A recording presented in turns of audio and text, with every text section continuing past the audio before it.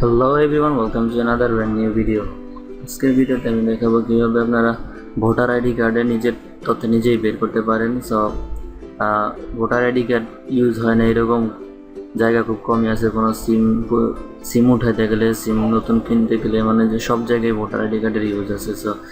অনেকে আমরা দিছি, এখন পর্যন্ত আসে নাই। তো কীভাবে আমরা এখন ভোটার আইডি কার্ডটা বের করতে পারি, চলুন ওইটা দেখা যাক। প্রথমে আপনাকে একটা পেজে লগ ইন করতে হবে, একটা ওয়েবসাইটের লিঙ্কটা ডিসক্রিপশনে দিয়ে দেওয়া হবে। তো আমি বলছি services.nidw.gov.bd। তো এই ওয়েবসাইটে আসবেন। এই ওয়েবসাইটে আসার পর এরকম একটা পেজ দেখাবে। পেজের আসলে এখানে অনেক হোম আছে, নতুন বন্ধন, রেজিস্টার, লগ ইন, সাধারণ, জিজ্ঞাসা ফর্ম, এগুলো সবই আছে। তো আপনারা এখান থেকে ক্লিক করবেন অন ভোটার তথ্য। এখান থেকে অন্যান্য তথ্য থেকে ভোটার তথ্য। তো ভোটার তথ্যতে ক্লিক করলে দেখেন এরকম একটা পেজ আসবে। নিচের আইডি কার্ড অথবা voter ID card form, slip number এবং জন্মতারিখ ব্যবহার করে ভোটার তথ্য ও ভোটের কেন্দ্র দেখুন। ঠিক আছে, তো আপনি এখান থেকে যদি আপনার ফর্ম থাকে আপনার কাছে, ওই ফর্ম দ্বারা আপনি আসলে দেখতে পারবেন। তো ফর্ম ছাড়া কিন্তু হবে না। আপনার কাছে যখন ভোটার আইডি করতে গেছেন তখন আপনার একটা স্লিপ দেওয়া হয়েছে। ওই স্লিপের মাধ্যমে যেই ভোটার আইডি ফর্মটা আছে ওই ফর্ম নাম্বারটা দিতে হবে কিন্তু। তো আমি এখানে এনআইডি আছে, ফর্ম আছে। তো আমি এখানে ফর্মে ক্লিক করলাম। ফর্ম থেকে এখানে ফর্ম নাম্বারটা উঠাবো। আর ফর্ম নাম্বারটা আমি এখানে হাইড করে দেব সিকিউরিটির জন্য। তো সিকিউরিটির জন্য আমি এখানে নাম্বারটা হাইড করে দিচ্ছি। নাম্বারটা তুলি।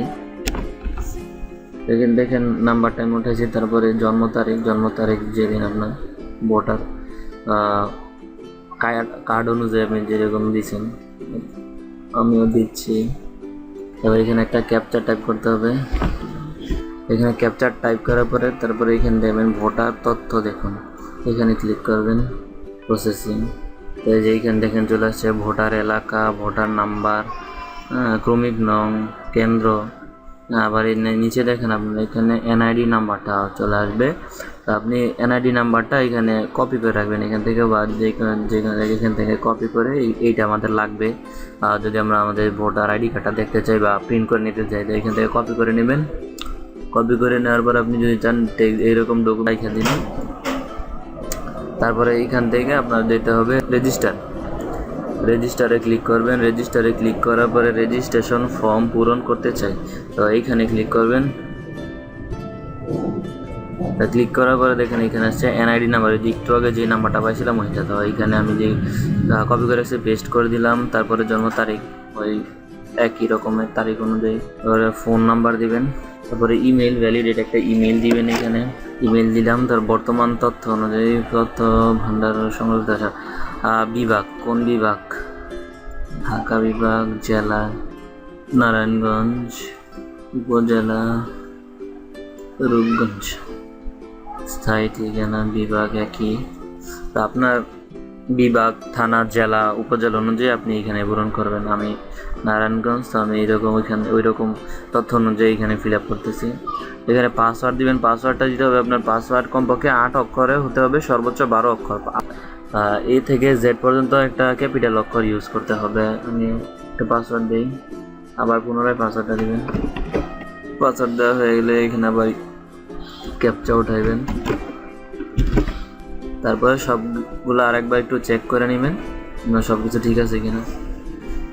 নাম্বার, ইমেল নাম্বার, মানে স্থায়ী ঠিকানা, বর্তমান ঠিকানাগুলো সবগুলো দিয়ে পাসওয়ার্ডটা দেওয়া হয়ে গেলে তারপর এখানে রেজিস্টারে ক্লিক করবেন। প্রসেসিং হতে একটু সময় নেবে। রেজিস্টারে ক্লিক করার পরে দেখেন এখানে অ্যাক্টিভেশন কোড সেন্ড, তার নাম্বার, এখানে নাম্বার প্লিজ। এখানে কোডটা দেখেন, এখানে NID number, phone number, email, আর এখানে আছে কোড নাম্বার। আমার এখানে কোড নাম্বার চলে আসছে। Your account activation code is, আমি কোডটা উঠাইতেছি,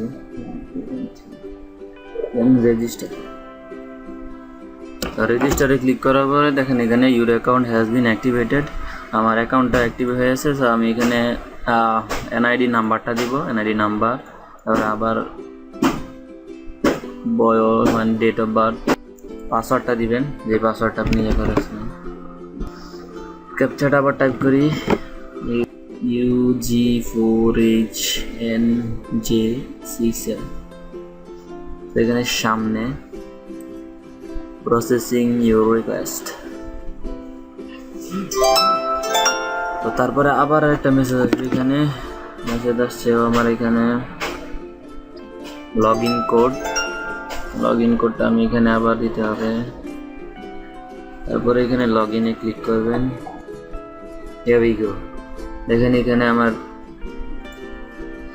আইডি কার্ডের যা তথ্য আছে সব চলে আসছে, এনআইডি নাম্বার, নাম, নিয়মিতা, সব কিছু এখানে আছে।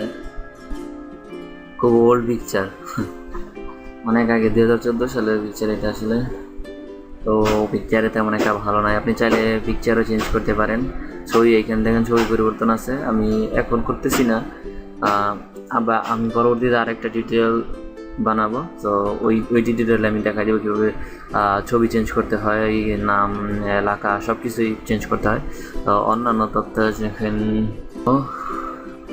আমরা যদি এখান থেকে আমার আইডি কার্ডটা বের করতে চাই, তাহলে আমাদের যে প্রিন্ট করতে হবে, তো প্রিন্ট করার জন্য আমাদের ক্লিক করতে হবে পরিচয় বিবরণী। তো পরিচয় বিবরণীতে ক্লিক করবেন। পরিচয় বিবরণীতে ক্লিক করার পরে আপনি যদি ডাউনলোড করেন, তো ডাউনলোড করা থাকলে এরকম আসবে। আমি এটা অলরেডি ডাউনলোড করলাম। তো এখানে দেখবেন আপনার পুরা ভোটার আইডিটা এইভাবে চলে আসবে। দেখেন এটা ওই বছর কত বিবরণী টোটালটাই চলে আসবে। তো আপনি চাইলে এখান থেকে এইটা আপনি ডাউনলোড করে নেবেন। যে এখানে তাছাড়া এখানেও ডাউনলোড অপশন আছে, এখানে ডাউনলোড করে নেবেন। পিডিএফ অপশন ইয়াতে থাকবে, পিডিএফ থেকে আপনার এটা ডাউনলোড করে নেবেন, নোট করে নিতে পারেন, অথবা ডিরেক্ট এখান থেকে প্রিন্টও করে নিতে পারেন। তো আমি আর করতেছি না, আমার এখানে প্রিন্টারও নাই। তো এইভাবে আপনারা আপনার ভোটার আইডি কার্ড নিজে কোনো ঝামেলা ছাড়াই আপনি বাসায় বসেই আইডি কার্ড বের করতে পারেন, যতদিন পর্যন্ত আপনার আইডি কার্ডটা না চলে আসে। আর আইডি কার্ড চলে আসলে তো আসবেই, যতদিন পর্যন্ত না আসে আপনি এটা দিয়েই কাজ চালিয়ে দিতে পারবেন। ধন্যবাদ, ভালো থাকবেন সবাই। যদি ভালো লাগে অবশ্যই সাবস্ক্রাইব করবেন চ্যানেলটায় আমার। এটা আরও আপনাদের বন্ধুদের সাথে জানাইতে চান কীভাবে বের করতে হবে, আপনারা শেয়ার করতে বলবেন না। ধন্যবাদ, আসসালামু আলাইকুম।